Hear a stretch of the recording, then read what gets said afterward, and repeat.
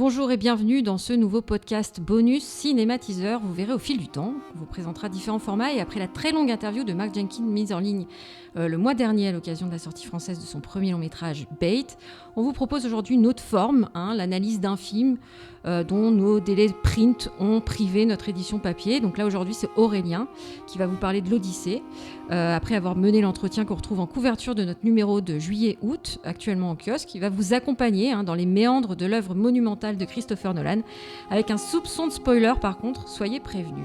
Alors premier point Aurélien, déjà ton impression générale sur le film. Alors moi je trouve que c'est un film assez monumental.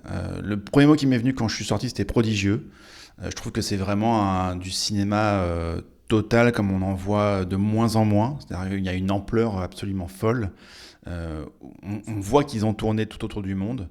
C'est-à-dire que c'est vraiment l'ampleur visuelle est vraiment marquante et c'est le genre de film dont j'ai l'impression que, mais d'ailleurs Matt Damon le dit, dont la confection est presque un ovni aujourd'hui. C'est-à-dire qu'on ne fait plus les films comme ça. On ne trimballe pas une équipe de 1000 personnes tout autour du monde pour faire une épopée, quoi. Et eux, ils le font encore. Et à l'image, ça se voit. Donc l'ampleur est assez dingue. Mais au-delà de ça, je trouve que ce que raconte le film, moi, m'a beaucoup touché. Je trouve que c'est un film qui est, on en parlera, mais c'est un film qui est à la fois dans l'intemporalité et dans quelque chose de très moderne. Moi, je trouve qu'il y a, voilà, c'est vraiment du pur Chris Nolan. Et en même temps, ce que j'ai aimé, c'est que j'ai retrouvé aussi tout ce que j'aime dans le texte de Homer.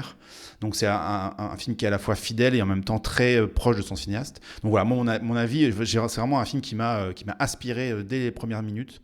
J'ai passé certaines séquences en apnée. Je trouve que c'est vraiment un très très grand spectacle. Oui, c'est un film qui amène quand même beaucoup de sidération. Et c'est ça, il y a vraiment il y a des images très fortes. Et sidération, c'est le mot. Il y a vraiment des séquences où on est sidéré littéralement parce qu'on se dit mais comment c'est possible qu'on fasse encore des choses comme ça aujourd'hui. J'ai l'impression qu'on voit peu de films qui parviennent à ce genre d'image, à ce genre d'ampleur, à ce que des cinéastes se permettent aussi cette liberté aussi, et qu'on leur donne cette liberté, parce que Nolan, il a gagné cette liberté, mais l'air de rien, il faut aussi qu'on lui donne.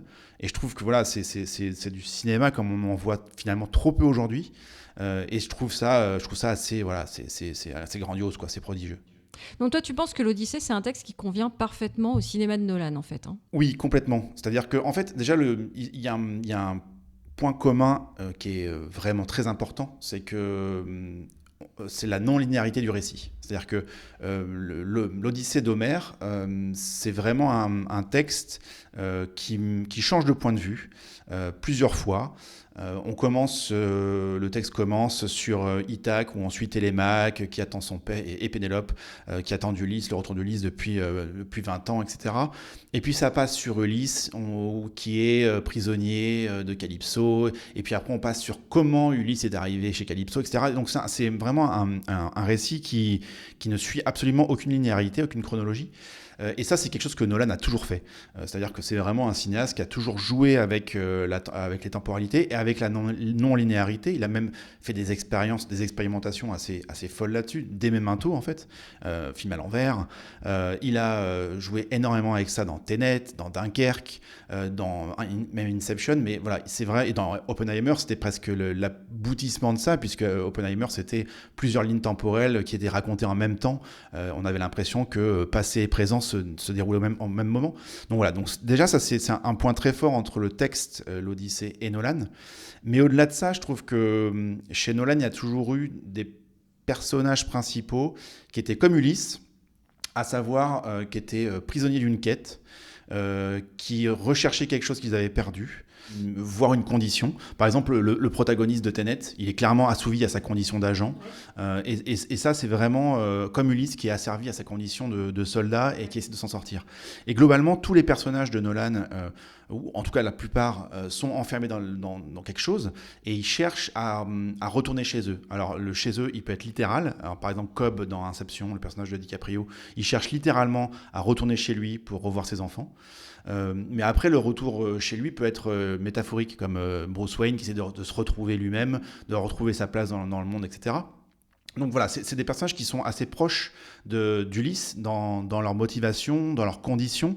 Et ce qui est même un peu drôle, c'est que si on lit Tenet, par exemple, de manière extrêmement méta, Tenet, c'est un film dans lequel Nolan faisait un blockbuster qui était à l'époque à l'opposé de ce qui triomphait en salle. Il faisait un blockbuster qui était à l'opposé des Marvel, par exemple. C'était un blockbuster extrêmement compliqué, qui demandait au public d'être extrêmement patient, d'être attentif. Et donc, on avait l'impression qu'en fait, Nolan, il voulait retrouver avec Tenet un type de blockbuster qu'il avait perdu et qui voulait revenir à quelque chose, les grands films de David Lean, par exemple. Et donc, on avait l'impression que dans Tenet, c'était presque lui, Ulysse, qui cherchait à retourner vers quelque chose qui lui manquait, qu'il avait perdu. Donc pour moi, il y a vraiment un ADN entre le texte d'Homère et le cinéma de Nolan. Il y a vraiment un ADN qui fonctionne, qui colle complètement. Et donc le voir faire l'Odyssée, ça ne m'étonne pas. Et quand on lit le texte, quand on le relit aujourd'hui, on se dit mais évidemment, c'est évident, quoi. C'est pas la première fois aussi que Nolan parle de la guerre, qui est l'un des thèmes centraux de l'Iliade et de l'Odyssée. Est-ce que tu peux aussi nous en dire plus là-dessus ? Oui, parce que c'est vrai que, alors évidemment, dans les textes d'Homère, que ce soit l'Iliade et l'Odyssée, alors c'est plus dans l'Iliade, mais il y a forcément des répercussions et des échos dans l'Odyssée, c'est la guerre de Troie. Donc, c'est cette manière où les troupes d'Agamemnon vont à Troie pour essayer de récupérer Hélène de Troie. Et en fait, ils sont là pendant des années, ils font le siège de Troie, ils ne savent pas comment rentrer dans la cité, etc. Et en fait, cette idée de guerre qui s'éternise, elle est dans l'ADN du texte de Homère et dans la condition d'Ulysse. C'est un guerrier, c'est un soldat. Il mène les troupes d'Agamemnon. Et, donc, et la guerre, en fait, est d'autant plus centrale dans la manière dont Nolan adapte le texte. Et c'est vrai que c'est un thème qu'il a déjà creusé de manière extrêmement forte dans Dunkerque, évidemment, qui était un film sur donc, la Seconde Guerre mondiale. Et sur l'évacuation des soldats anglais par des bateaux civils, et dans Oppenheimer, puisque clairement Oppenheimer, en créant la bombe atomique, permettait de clore le front pacifique de la Seconde Guerre mondiale. Et donc c'était déjà un film qui parlait de l'horreur de la guerre et ce que l'on sacrifie de son âme, ce que l'on sacrifie de son humanité pour la guerre. Lui, en l'occurrence, Oppenheimer, c'est aussi pour sa science, mais voilà, il y avait cette séquence très forte dans Oppenheimer où, après Hiroshima, il voyait la foule complètement exaltée parce que ça avait réussi, et lui, c'était une scène d'horreur pour lui.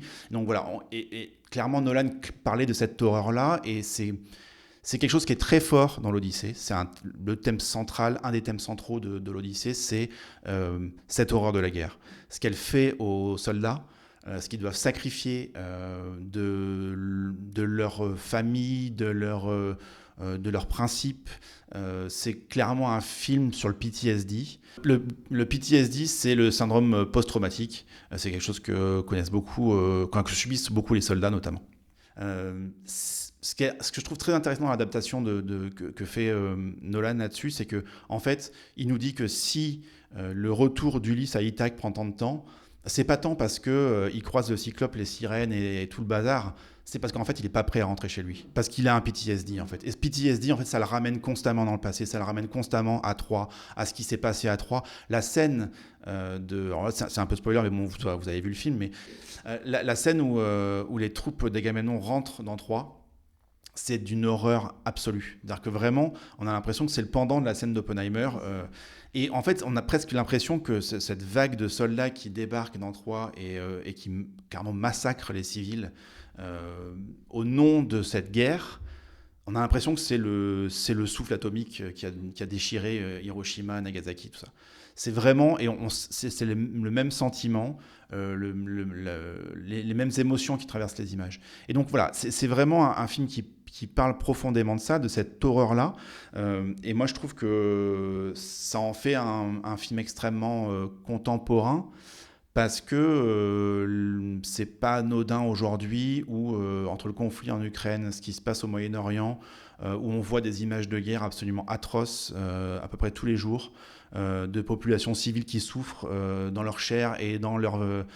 et que Nolan fasse un film comme ça aujourd'hui, avec ce texte-là qui a 3000 ans, c'est pas anodin. Il en fait quelque chose je trouve, de très viscéral, parce que forcément on pense à ce qui se passe dans notre monde aujourd'hui.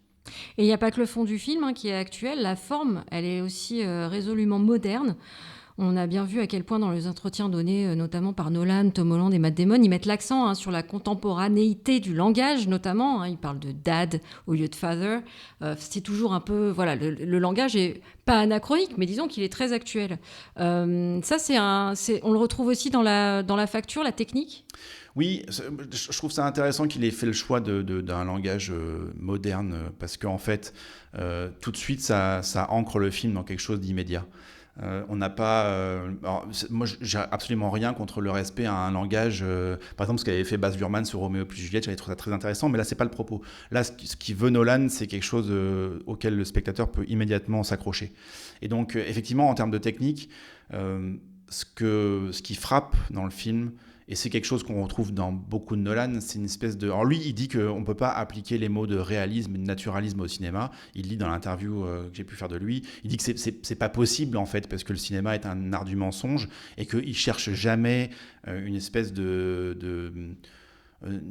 d'aspect documentaire, que ce soit visuel, narratif, dans les dialogues, peu importe, même dans la performance des acteurs, il parle de performance des acteurs, jamais il cherche de l'aspect documentaire.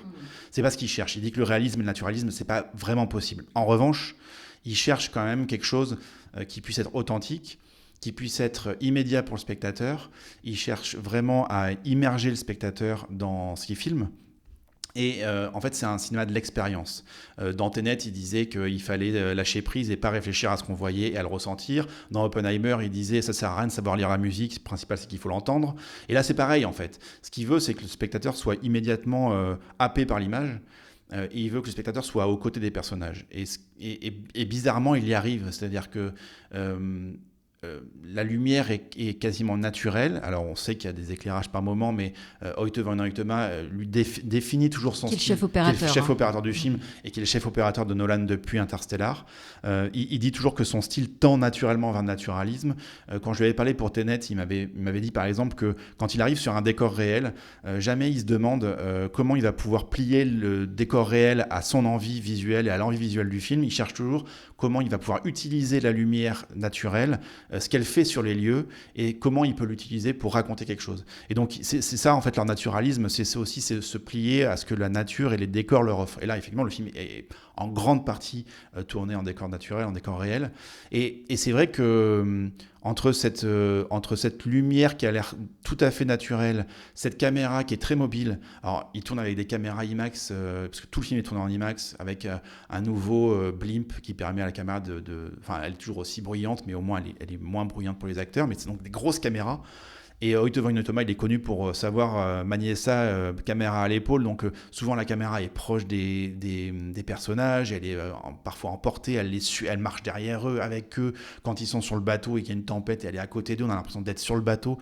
Et c'est vrai que vu sur un grand écran, voire un écran géant, que ce soit en IMAX ou quoi, c'est vrai qu'on est complètement happé par le truc. Et on a l'impression d'être à côté des personnages. Et ça, je trouve ça très moderne parce qu'en fait, on n'a jamais l'impression d'une reconstitution historique. D'autant plus que voilà, il y a ce débat sur c'est pas crédible historiquement, sachant que c'est un mythe. On sait même pas si la guerre de Troie a existé, oui, mais on sait même pas si Homère a existé. À vrai dire, voilà. Donc c'est en tout cas, ça ne fait jamais reconstitution. On a vraiment l'impression que cette histoire, elle se déroule devant nous au moment où on la voit, et on a l'impression d'être à côté d'eux. Et cette technique-là, elle est vitale pour ça. Et moi, je trouve ça assez fort. Et c'est le même constat avec la musique, par exemple. Oui, c'est ce que j'allais dire, Ludwig Göransson.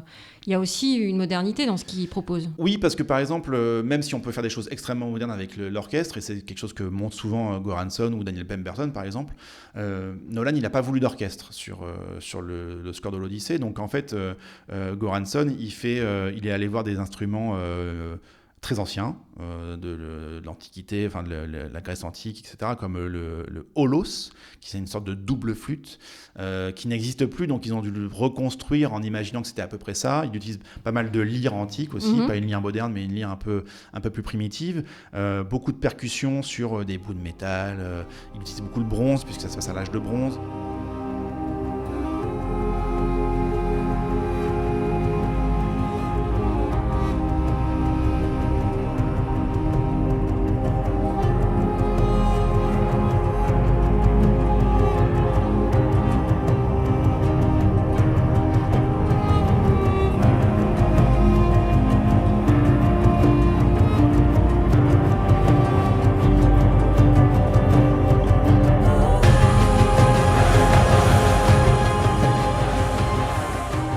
voilà, c'est un score qui est quasi bruitiste par moment. Il y a aussi beaucoup de voix qui apportent de la mélodie et des harmonies. Mais tout ça fait, en fait, on a l'impression que la musique, elle vient du monde, quoi. Enfin, on a l'impression qu'elle est quasiment diégétique, la musique. Oui, c'est vrai. Enfin, c'est fou, quoi. Ouais, on a l'impression qu'elle sort littéralement de l'univers, qu'elle n'est pas rajoutée, quoi. Non, c'est vrai. Et donc, c'est une sorte de naturalisme. Et tout ça fait qu'en fait, la facture du film est extrêmement... moderne. Ça fait pas reconstitution, ça fait pas, entre guillemets, vieille épopée. Et j'ai rien contre les vieilles épopées, c'est pas la question, mais en fait, c'est pas le point de vue de Nolan. Là, il cherche vraiment à ce qu'on soit happé, que ce soit immédiat.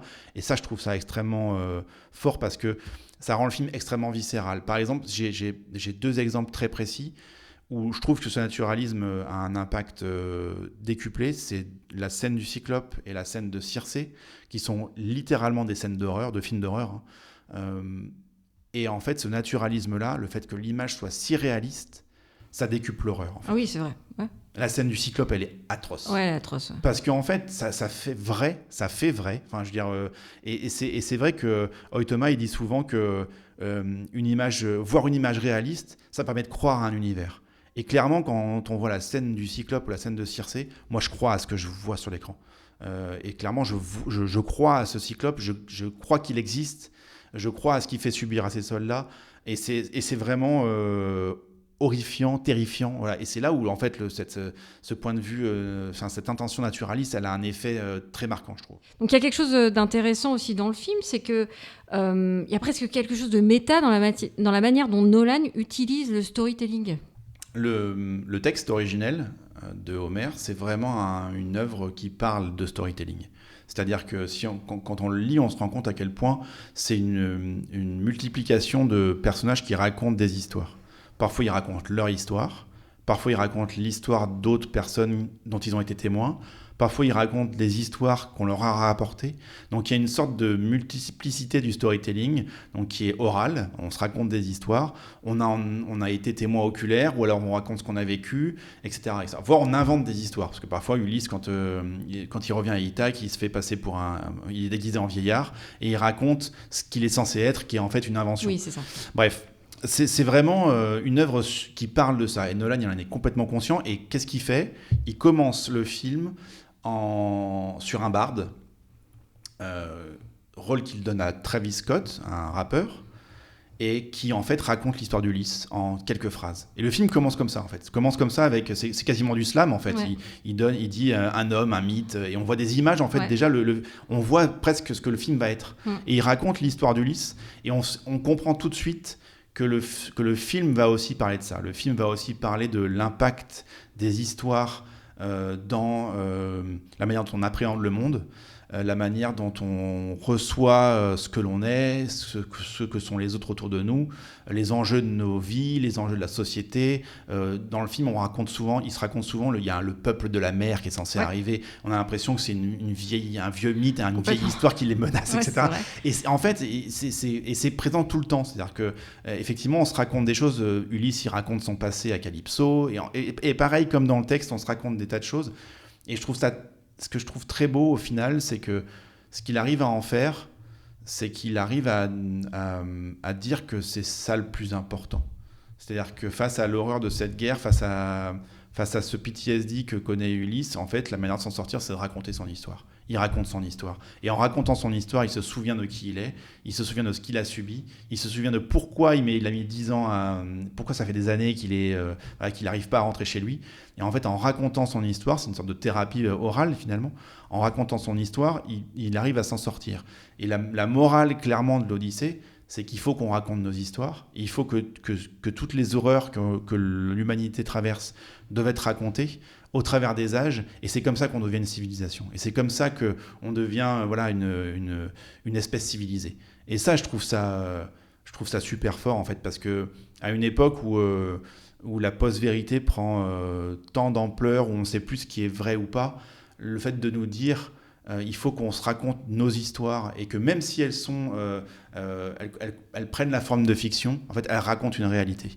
Et en prenant un texte millénaire, Nolan raconte notre réalité, celle de la guerre. C'est un film qui est en fait très actuel. Je parlais tout à l'heure de la guerre, et c'est vrai que je trouve que depuis quelque temps, les films de Nolan, ils sont de plus en plus actuel. Ils parlent de plus en plus du monde dans lequel ils sont. Par exemple, quand est sorti Dunkerque, c'était peu de temps après le Brexit, ou quasiment au même moment, je ne sais plus à peu près. Et c'est vrai que Dunkerque, par exemple, racontait l'anti-Brexit. C'était vraiment, tout d'un coup, les civils anglais qui prenaient la Manche vers la France pour aller sauver les soldats qui sont sur la plage. C'est l'esprit de Dunkerque, c'est l'inverse de l'esprit du Brexit. Ensuite, il y avait Tenet qui parlait à la fois d'une certaine lutte des classes. Le protagoniste, c'était vraiment un personnage qui n'arrivait pas à s'intégrer dans le monde. On sentait bien que les gens le jugeaient sur son apparence. Il n'était pas assez bien habillé. En plus, c'était clairement un Afro-Américain dans un monde de blancs. Et puis, c'est un film qui parlait aussi de la future humanité combattait l'humanité du présent sur des questions écologiques. Donc, c'était le film sort en pleine pandémie, on se dit, bon, c'est un hasard total, mais il captait encore vraiment un air du temps. Oppenheimer, c'est pareil, c'est un film qui sortait à une époque où la post-vérité avait beaucoup encore plus, enfin, avait déjà de l'importance, et c'était un film qui parlait notamment d'une Amérique qui craignait plus le fascisme qui craignait plus le socialisme que le fascisme, une Amérique qui punissait d'être politisée. Et ça, c'était quelque chose qu'on vit toujours aujourd'hui, mais qui était vraiment très prégnant dans notre monde. C'est à quel point, il y a une sorte de post-vérité, on ne peut pas être politisé, sinon on est woke, tout ça. Et Oppenheimer parlait aussi de ça. Bien sûr. Et je trouve que les films de Nolan, je les trouve de plus en plus intéressants. En fait, après Interstellar, je trouve que ce sont des films qui sont devenus... Du politique, peut-être ? Peut-être. Alors, je trouve qu'ils ont toujours été, parce que par exemple, Dark Knight Rises, il y avait le mouvement Occupy Wall Street. Bien sûr. Donc en fait, il a toujours capté un air du temps, mais je trouve qu'ils sont de plus en plus actuels dans ce qu'ils racontent du monde. Et je trouve que c'est à nouveau le cas de l'Odyssée. Ce qu'ils racontent sur l'importance du storytelling à une époque où on a l'impression que l'art est attaqué de toutes parts. Que ce soit parce qu'on enlève des subventions à un festival par-ci, parce qu'on censure des bouquins dans des bibliothèques par-là, qu'on veut supprimer le CNC parce que ceci, etc. Et c'est une tendance mondiale en plus. Et c'est une tendance mondiale, effectivement, où on veut tout aseptiser, etc. Le fait qu'avec un texte millénaire qui est fondateur de la littérature occidentale, qui est fondateur d'une certaine culture artistique occidentale, il arrive à dire ça du monde d'aujourd'hui en disant en fait, 3000 ans plus tard, on en est au même point, à savoir qu'il y a des horreurs de la guerre où on sacrifie des civils, où des soldats font la guerre et ça les dézingue autant que quasiment ceux qui combattent, mais qu'il faut ne pas oublier de raconter nos histoires pour justement que cette histoire soit consignée, que cette horreur soit consignée, et qu'un jour peut-être on arrive à faire mieux. Je trouve ça vraiment, vraiment très très émouvant, parce que même si on se dit en fait on n'y arrive pas, ça fait 3000 ans qu'on est des Ulysses en puissance et qu'on fait les mêmes erreurs et on subit les mêmes choses. Le fait qu'on continue à le dire, en fait, il faut continuer à faire cet effort-là. Et il faut qu'on soit une civilisation. Il faut qu'on réfléchisse à notre passé. Il faut qu'on raconte nos histoires. Moi, je trouve ça vraiment très, très beau. Je trouve ça terrassant. Et en plus, ce qui est émouvant, c'est qu'il le fait sans sentimentalisme. Mais avec émotion. Et c'est vrai que moi, j'ai rien contre le sentiment, au contraire. J'ai même rien contre le sentimentalisme parfois. Mais arriver à raconter tout ça avec émotion, sans tirer sur les violons, je trouve ça balèze. Franchement, il a vraiment... le film a une puissance évocatrice sur ce qu'il raconte de notre monde qui est vraiment, pour moi, vraiment très très forte. Merci Aurélien pour toutes ces riches explications. Ça donne très envie de voir l'Odyssée, évidemment, qui est en salle, je le rappelle, depuis mercredi 15 juillet et qui est à voir sur le plus grand écran possible. Merci à François Isnard qui est avec nous autour de la table. Merci à Alice de Brancion qui nous accompagne par la pensée. Le podcast est à retrouver sur toutes vos plateformes préférées, mais aussi sur YouTube. Et puis, le magazine est en kiosque avec une grande interview de Christopher Nolan sur l'Odyssée. Merci et à très bientôt.